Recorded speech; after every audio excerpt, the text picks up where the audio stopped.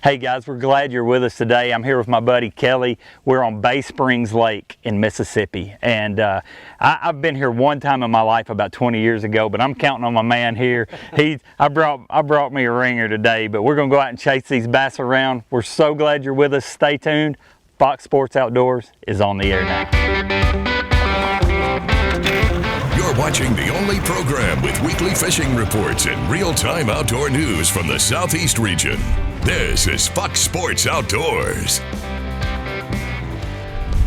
Hey guys, welcome to this week's episode of Fox Sports Outdoors. We're coming to you from Bay Springs Lake in northeastern Mississippi.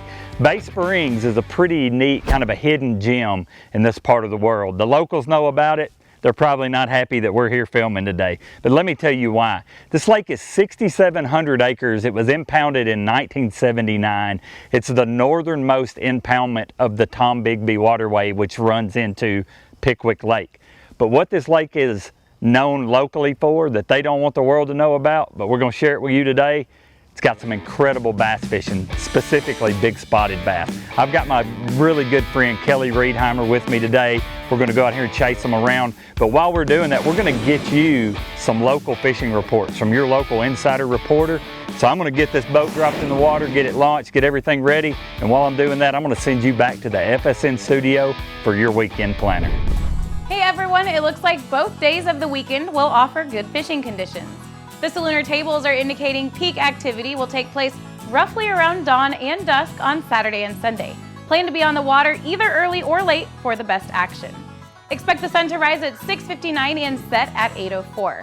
Nights will feature a moon that is 41% visible. Stick around, we've got fishing reports from across the area on the way, plus 2019 Bass Master Classic champion Ott Defoe stops by to answer your Ask the Pro question. Back in a bit. Fox Sports Outdoors is brought to you by Lew's. Feel the difference. Gene LaRue and Bobby Garland. The best in bass and crappie lures, heads to tails. Glacier Glove. Stay outdoors longer with our gloves, hats, and shades. Gulf Shores and Orange Beach. Request our free 2019 fishing guide at orangebeach.com. Big old spot. Get in here. That's a big old spotted bass.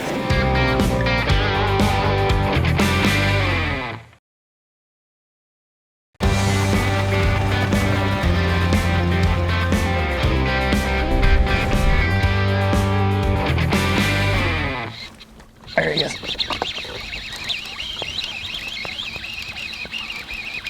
We're deep. I mean, we're in 25 feet. The water is 90 degrees.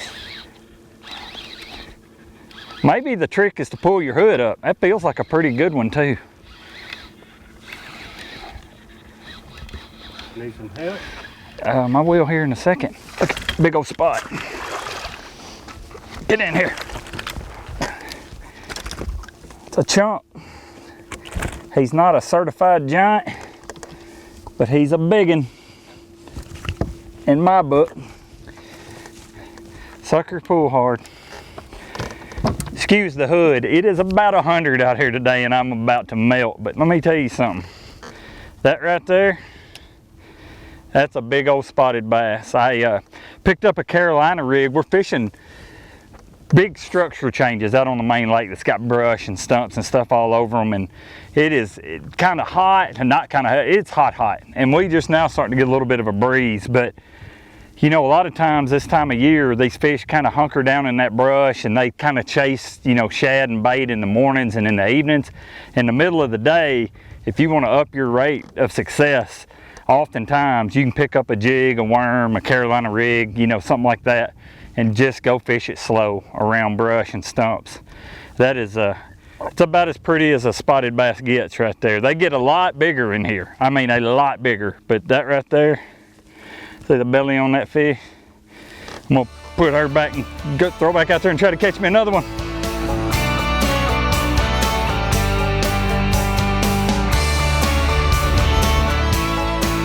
Well, it's deep south kind of coastal hot, and that means the tarpon are here in a big way, including fish that are world and state record size, and there was a state record potential fish caught just recently. I have all the details, but first this from our good friends at Foreshore Transportation. Foreshore Transportation, the simple solution to all your freight hauling needs. Foreshore can ship freight across the country or across the state. Whatever the load, wherever the destination, Foreshore gets it done fast, safe, and hassle-free. Well, tarpon fishing has been great all along the southeast coast, including Mississippi, a state you don't think much about tarpon, but there's been some really big fish caught along the south sides of the islands here, including a 188-pound fish, which is a potential new state record for the state of Mississippi. That's a monster tarpon anywhere, especially in Mississippi. They're catching these fish on trolled coon pops, which is a lure devised in Louisiana. It's real popular there, and they catch massive 200-pound fish in Louisiana there almost every year. Coon pop is a jig-like lure, and that's the ticket to catching them in Mississippi right now. They're catching them along the bar south of the coastal islands of Mississippi, around Horn, Cat, and Ship Island. Look for bait schools for tarpon, rolling fish, diving birds, anything that might indicate that the tarpon are moving through and feeding. You can't miss it when you see them. And boy, if once you hook up a tarpon, you'll never forget it. Also, Mississippi snapper and amberjack season is open, and they're catching flounder along the coast, especially along the Casino Front area in Biloxi.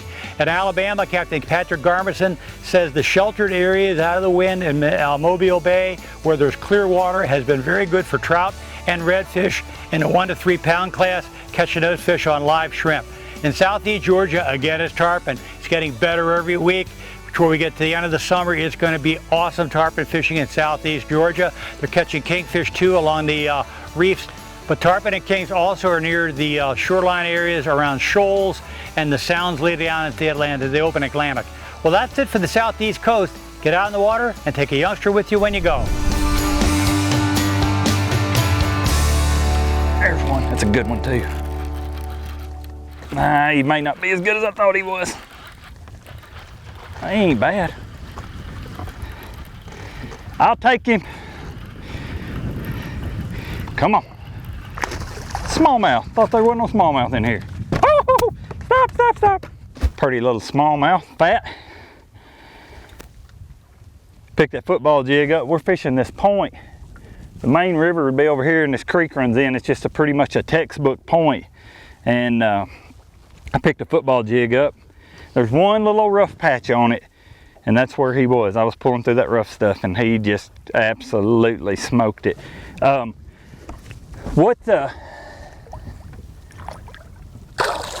like that, when they just head back as mean as they did when they were coming in.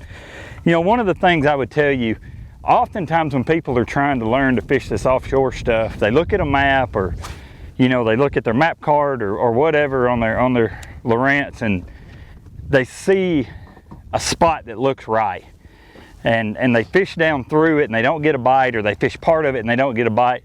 But oftentimes it's the spot within the spot.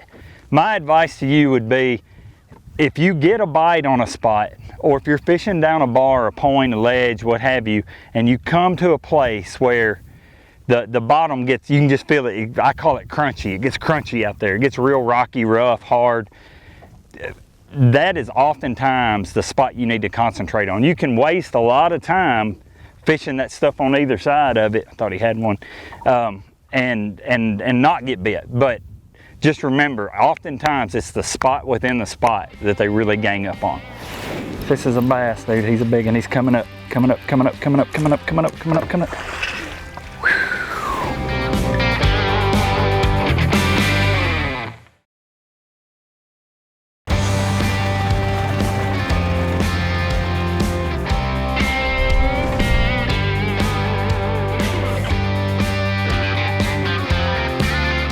There's one.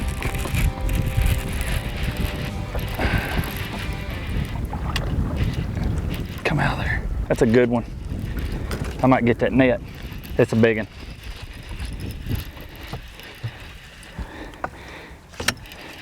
This is a bass, dude. He's a big one. He's coming up, coming up, coming up, coming up, coming up, coming up, coming up, coming up. Whew. How's that?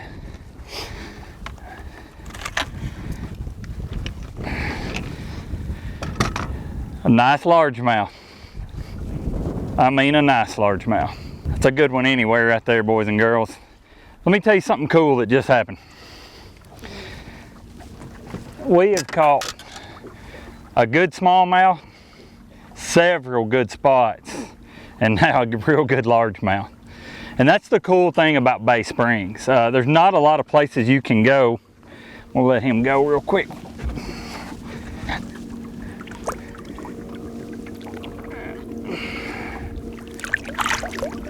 Just like that. You know, there's not a lot of places you can go just like this where you can catch a big smallmouth, largemouth, and spot all in the same day. This lake is really known for its spots. It's got some big largemouth in it. Smallmouth are not quite as common, but the spot fishing here is what it's really known for. And I want to kind of explain a couple things to you. They don't always get in the same areas. Now what's kind of cool about today is we've pretty much caught all three of them in the same spots. That is the first good largemouth we've caught today. We've caught a couple little ones, but all these fish today have come offshore. That largemouth was behind a piece of brush, and when I hit him, I thought he was a great big one. I think they're all pretty big for a second, but the smallmouth was up on a shallower offshore spot where the wind was really blowing in there, and the spots have kind of been everywhere, but that's kind of what this place has. But typically your smallmouth are a little bit less predictable. They're liable to pop up anywhere. Your largemouth should be a little more predictable, and your spots as a whole should be a little more aggressive and be in a little bit deeper water. But if you're in a place in the world where you can catch all three, it's awesome. If you want to come to a place that's fun where you can catch all three and they're all good ones, come to Bay Springs. Check that out. Hey folks, it's time for your Carolinas Report this week, brought to you by the Crazy Sister Marina. Hey, if fall is in the air, visit crazysistermarina.com to get more information on how to book a trip for the wonderful fall season we have down here. Whether you want to go fishing or just come down and enjoy all the wonderful things we have to offer in Murrells Inlet, visit crazysistermarina.com. Find out how to book your trip today. I tell you what, I'm going to stay in my waters here. We're going to stay in South Carolina. We're going to stay in Murrells Inlet. The Spanish Mackerel Derby that I've talked about for the last 5 years, we're going on year number 9, and I'll tell you what, it's going to be an incredible year. This is the biggest Spanish mackerel tournament in the Southeast, and we are targeting Spanish mackerel only. We've got a little kingfish side pot that goes along with the tournament, but it is a very big tournament. It benefits a new reef that we're going to be building outside of Murrells Inlet here, so you make sure you want to come down and fish. Captain's meeting is on Friday the 23rd in Murrells Inlet at the Mullet Hut right on the Marsh Walk, and the fishing will commence on the 24th all day Saturday from 8 until 4 o'clock. It's a family-friendly event. Bring your family out and come and fish with us. Also, let's talk about offshore, and I'll tell you what, this is the time of the year when the wahoo really start showing up thick on that ledge out there. High-speed trolling has become one of the go-to ways to get out and catch a lot of wahoo and to catch the bigger ones. If you've not high-speed trolled yet, stop into any of your local tackle stores that carry saltwater stuff and get in there and get a couple heavy setups. Get out there and try it. Next time you're out, break down, give it an hour, and do some high-speed trolling. I promise you, you won't regret it. This has been your Carolinas Report, brought to you by Crazy Sister Marina. Remember, fish smarter, not harder, and keep your chaos organized. Buck Sports Outdoors is brought to you by MotorGuide's wireless and easy-to-use XI3. Waypoint Marine, the Gulf Coast's leading saltwater boating specialist. Strike King, tie one on. NITRO Performance Fishing Boats, because champions aren't born, they're made. That's a chunk. Nice big old fat spot.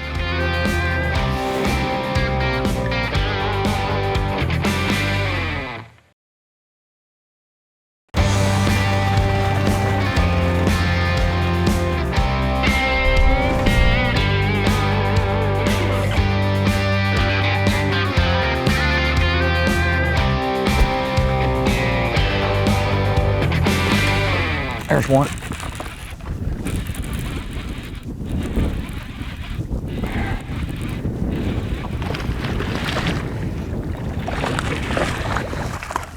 That's a chunk.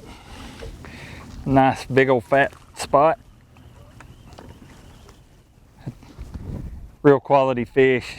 Caught that fish out of a real deep brush pile, like 26 feet, and he was almost under the boat. I mean, you fish that jig all the way back to the boat, and nice spotted bass. I mean, most parts of the world, that's a big one. And here, that's just a pretty nice one. You can see how fat and just how healthy they are. All of them, their bellies are just about as big as it can be. Let me let this little jewel go.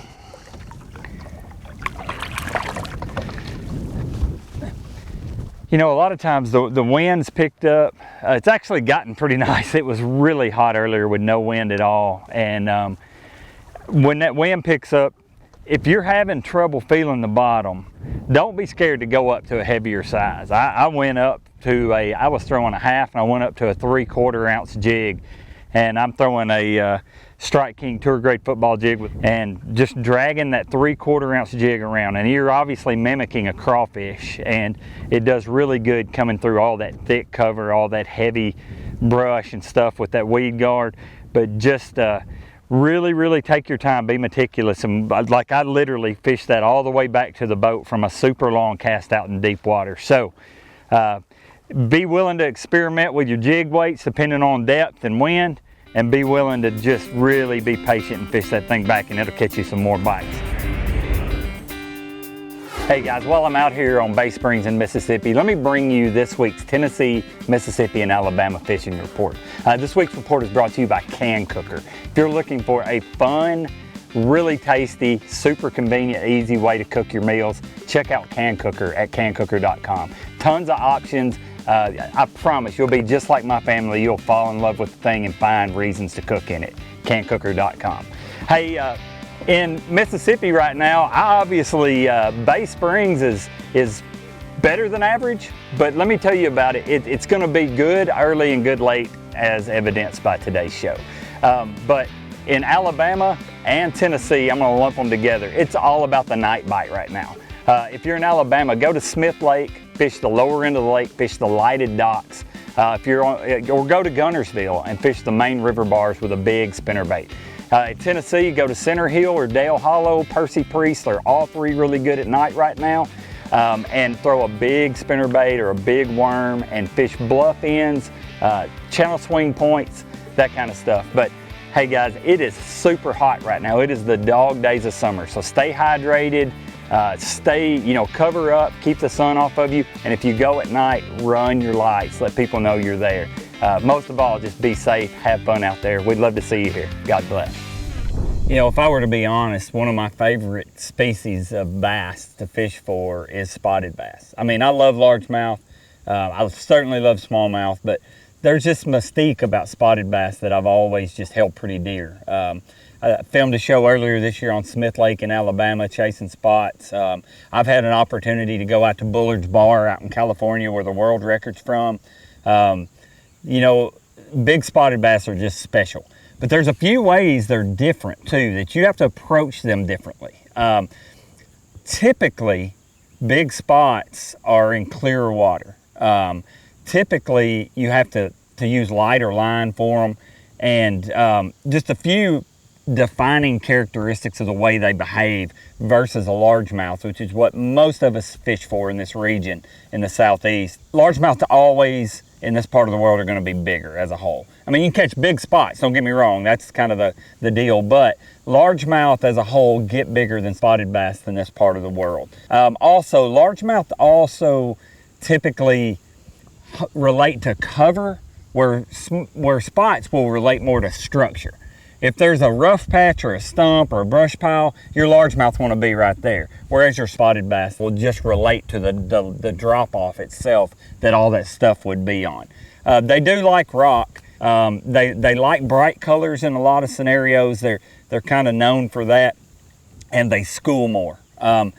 Largemouth certainly will school and tend to do so by size or age class, but spots are even more notorious for being school fish. They just, when you catch one, you can almost always count on catching a few more. So, you know, down here at Bay Springs, when you start getting bit by those spots, your expectation level goes up that you're going to catch more.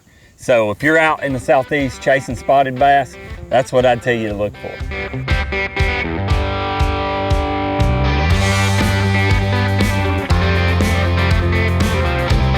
You can always watch our latest episode on the front page of our website at foxsportsoutdoors.com.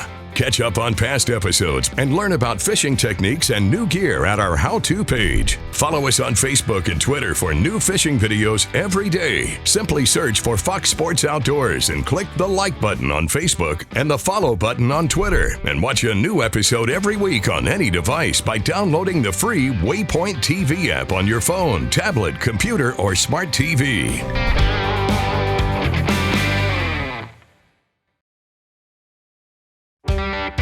Fox Sports Outdoors is brought to you by Mercury, Go Boldly, Lowrance, America's #1 fish finder, Balls Out, made in the USA, heavy-duty mounts for your fish finders. Welcome back, everyone. Let's get right to your Ask the Pro question for this week. Megan wants to know, who helped you more than anyone else when you were learning to fish?